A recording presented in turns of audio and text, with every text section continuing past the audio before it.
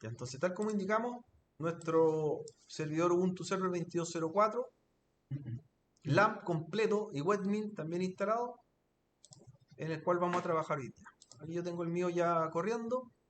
Recuerden que les pueden sacar copias a los mismos para tener cierto de respaldo, eventualmente ante cualquier cierto problema que tengan, parten de la base de una máquina, cierto, ya copiada.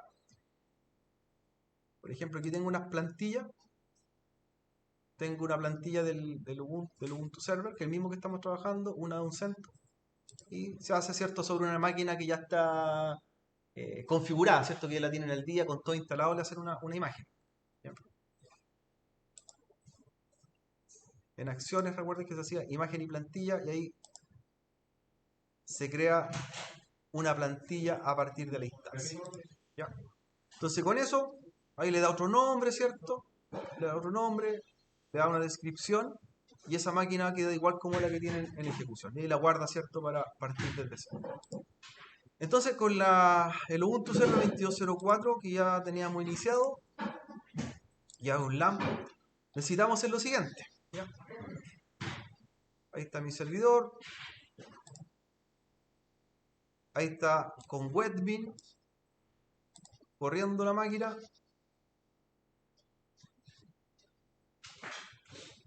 Aquí vamos a mostrar que está corriendo como servidor web también nuestro LAMP.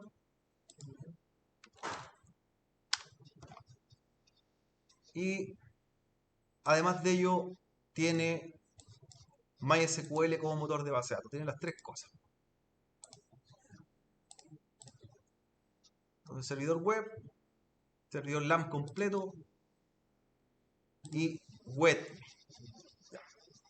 Entonces, vamos a trabajar en lo siguiente. Para poder desarrollar el ejercicio en este servidor Ubuntu Server, necesitamos primero de todo el material que está en la unidad 3. Ya cargué todo lo que es mayo. Todo lo que es mayo parte de junio, así que dentro de los materiales vamos a ocupar el archivo que se llama comando MySQL, que es para crear el usuario de base de datos, que solamente nosotros tenemos instalado, recuerden, el motor de base de datos, pero no hay usuarios de base de datos todavía preparados, y eso es lo que vamos a trabajar ahora. Y luego que tengamos listo el usuario, que está ahí en el archivo que se llama comando MySQL, les dejé una carpeta que tiene la fecha hoy día, que dice taller 24 de mayo, tecnologías cloud LAMP. Y esa carpeta la descargan completa, se llama test1, y es un proyecto que vamos a subir al servidor una vez que tengamos listo el motor de base de datos. Un sitio, ¿cierto?, web con PHP, HTML, y vamos a integrar. Eso va a ser una base de datos lista. Así que esas dos cosas necesito que tengan lista. Comando MySQL, el archivo TXT, y la carpeta descargada y descomprimida que se llama test1.5.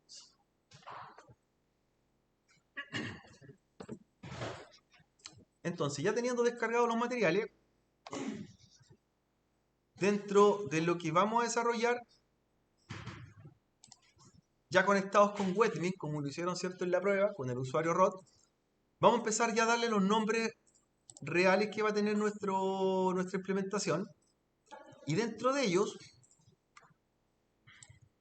los servidores que vamos a ocupar para la siguiente parte del curso, aparte del servidor Ubuntu Server LAMP más webmin, que es el que estamos solicitando, también vamos a ocupar un servidor Windows Server 2016, ¿ya?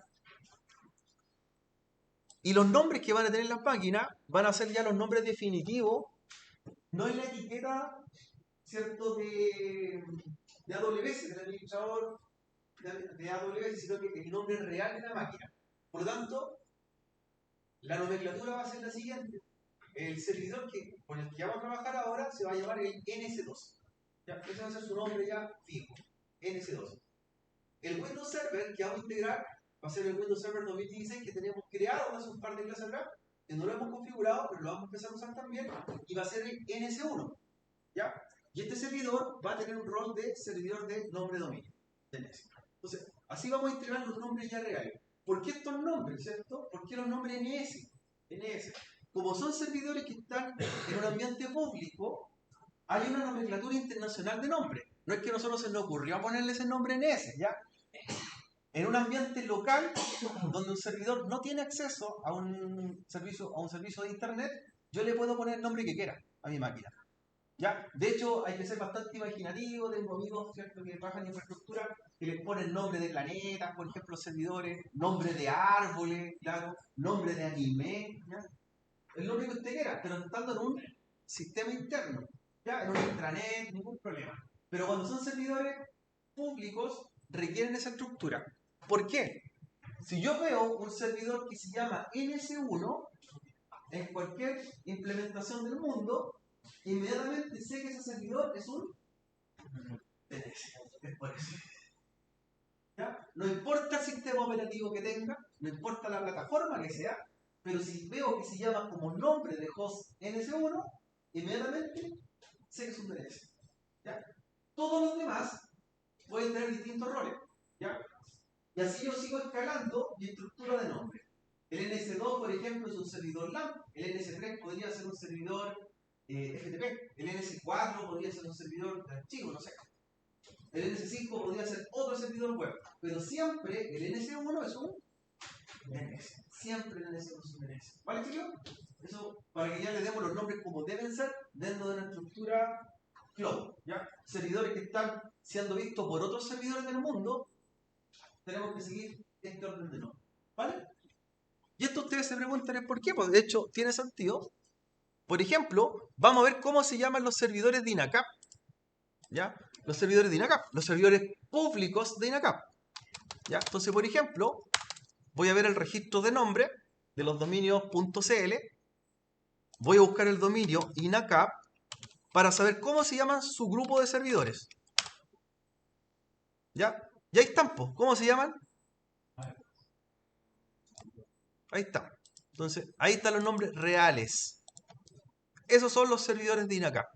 Entonces, cuando usted trabaje en una implementación real, sabe que donde vea un servidor que se llama NS1 es un DNS. Es un DNS. ¿Nosotros quedan a criterio del o también tiene? El resto puede ser otros roles. Puede ser otros roles. Pueden ser, por ejemplo, incluso más de un DNS. O sea, si yo requiero tener más de un servidor DNS, podría ser el primero y el segundo.